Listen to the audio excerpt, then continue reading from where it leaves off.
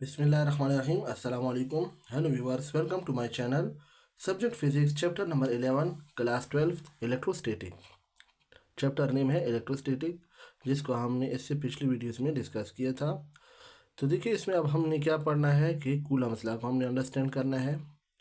Electrostatic की जब भी बात आती है तो उसमें हम कूलम्स लॉ का जिक्र ज़रूर करेंगे।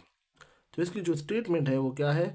The magnitude of forces between two point charges between two stationary point charges is directly proportional to the product of magnitude of the charges and inversely proportional to the square of the distance between them।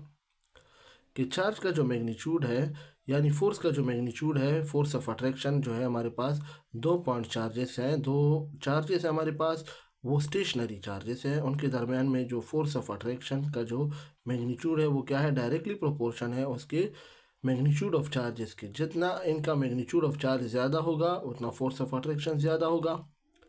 जब इनके दरमियान में distance ज़्यादा होगा तो force of attraction कम होगा, और distance कम होगा तो फोर्स ऑफ अट्रैक्शन ज़्यादा होगा। Means inversely proportion to the square of distance between them. यानी ये जो है डिस्टेंस के साथ फोर्स ऑफ अट्रैक्शन का जो है वो इन्वर्स रिलेशन है, और चार्जेस के साथ इसका डायरेक्ट रिलेशन है। यानी जब हमारे पास चार्जेस ज़्यादा होंगे, प्रोडक्ट ऑफ चार्ज ज़्यादा होगा तो फोर्स ऑफ अट्रैक्शन ज़्यादा होगा, प्रोडक्ट ऑफ चार्ज कम होगा तो फोर्स ऑफ अट्रैक्शन कम होगा। ये नीचे हमें इसका जिक्र किया हुआ है।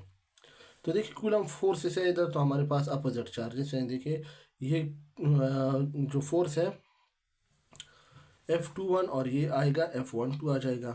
यानी ये जो पहला जो चार्ज है वो जो फोर्स लगा रहा है दूसरे चार्ज पे, और जो दूसरा चार्ज है वो पहले पे फोर्स लगा रहा है। सही है, तो एक दूसरे पे क्या कर रहे हैं? ये फोर्स ऑफ अट्रैक्शन है। Coulomb law between similar charges. अगर अब हम सिमिलर चार्ज की बात करेंगे तो क्या होगा? ये हमारे पास पॉजिटिव चार्ज है, ये भी हमारे पास पॉजिटिव चार्ज है। इन दोनों के दरमियान में क्या आएगा? रिपल्शन आएगा। क्या चीज़ आएगी? रिपल्शन। एक दूसरे से रिपेल करेंगे। तो देखिए, इन दोनों के दरमियान में डिस्टेंस ये है, ये प्रोडक्ट ऑफ चार्जेस है। अब ये यूनिट वेक्टर आ जाएगा हमारे पास R12, और ये जो फोर्स होगा वो F21 आ जाएगा। इसी तरह अगर F12 आएगा और इसका जो यूनिट वेक्टर होगा वो R21 होगा हमारे पास। The magnitude of force between The magnitude of the force F between the two electric charge Q1 and Q2 separated by distance R can be expressed as, जिसको हमने ऊपर कूलम लॉ के statement में जो हमने इसका जिक्र किया हुआ है कि force of attraction between two point charges is directly proportion to the product of their charges and inversely proportion to the square of distance between them. फिर हम क्या करेंगे कि इक्वेशन 1 को और इक्वेशन 2 को हमने क्या करना है? कंबाइन कर देना है। तो ये आएगा F is directly proportion to Q1 Q2 and inversely proportion to R square. तो देखिए F इज इक्वल टू के की हमारे पास क्या होगा? कांस्टेंट होगा, कांस्टेंट ऑफ प्रोपोर्शनलिटी, जिसको हम क्या कहते हैं, जो कि डिपेंड करता है सिस्टम ऑफ यूनिट पर। डिपेंड करता है कि इन दो जो हमारे पास पॉइंट चार्जेस हैं इनके दरमियान में मीडियम क्या है, ये वैक्यूम है या मीडियम है इनके दरमियान में। तो F इज इक्वल टू के Q1 Q2 divide by R square, ये हमारे पास इक्वेशन नंबर 3 आ जाएगा। अब के क्या है? कि इस कांस्टेंट ऑफ प्रोपोर्शनलिटी, ये कांस्टेंट ऑफ प्रोपोर्शनलिटी है। It's value depends upon the system of the units. ये सिस्टम ऑफ यूनिट पर, इसकी वैल्यू जो है वो सिस्टम ऑफ यूनिट पर डिपेंड करती है जो कि इसमें इस्तेमाल होते हैं। And the medium between the charge, और इनके दरमियान में जो मीडियम चार्जेस के दरमियान में जो मीडियम होता है उस पर डिपेंड करता है। फिर देखिए, the electric charge Q1 and Q2 are assumed to be a point और लोकलाइज चार्ज। पॉइंट और लोकलाइज चार्ज का जिक्र हमने पिछले वीडियो में किया था। देखिए, पॉइंट और लोकलाइज चार्ज क्या था? कि जब ये क्या है, provided that the size of the body is carrying the charge, कि आपके पास जो साइज ऑफ बॉडी है, यानी जो दो चार्जेस है, स्टेशनरी चार्जेस हैं, और उनका जो साइज़ है वो इन दो, अगर उन दोनों के दरमियान में फोर्स ऑफ अट्रैक्शन है तो उन दोनों के दरमियान में जो डिस्टेंस है उनका साइज़ उससे बहुत ज़्यादा स्मॉल है। तो देखिए ये क्या होगा? हमारे पास पॉइंट या लोकलाइज चार्ज होगा। फिर अब हम देखिए इसको जिक्र करते हैं। इसका जिक्र पीछे भी हमने किया, लेकिन इधर इसको हमने डिटेल में पढ़ना है। In order to show the direction of force, अब हमने डायरेक्शन ऑफ फोर्स को शो करना है। We use unit vector along the line joining the two charges. हमने यूनिट वेक्टर का इस्तेमाल करना है इधर। R12 Q1 Q2 की तरफ होगा तो इसका यूनिट वेक्टर क्या होगा? R12। अगर Q2 Q1 की तरफ होगा तो इसका यूनिट वेक्टर होगा R21। अब देखिए R12 और फोर्स क्या होगा? F21। सिमिलर चार्जेस है F21। 2 पर कौन सी फोर्स एग्जर्ट कर रही है? 1।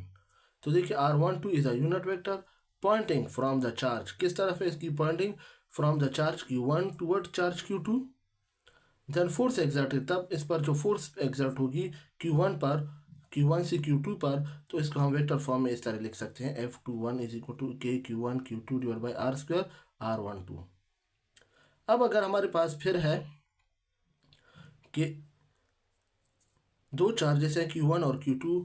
अब देखिए Q2 जो है वो Q1 पर फोर्स एक्सर्ट कर रहा है, Q2 Q1, तो इसका यूनिट वेक्टर R21 होगा और उसका जो फोर्स होगा वो F12 आ जाएगा। तो देखिए similarly R21 is a unit vector, R21 हमारे पास एक यूनिट वेक्टर है जो कि पॉइंटिंग कर रहा है फ्रॉम चार्ज Q2 से Q1 की तरफ।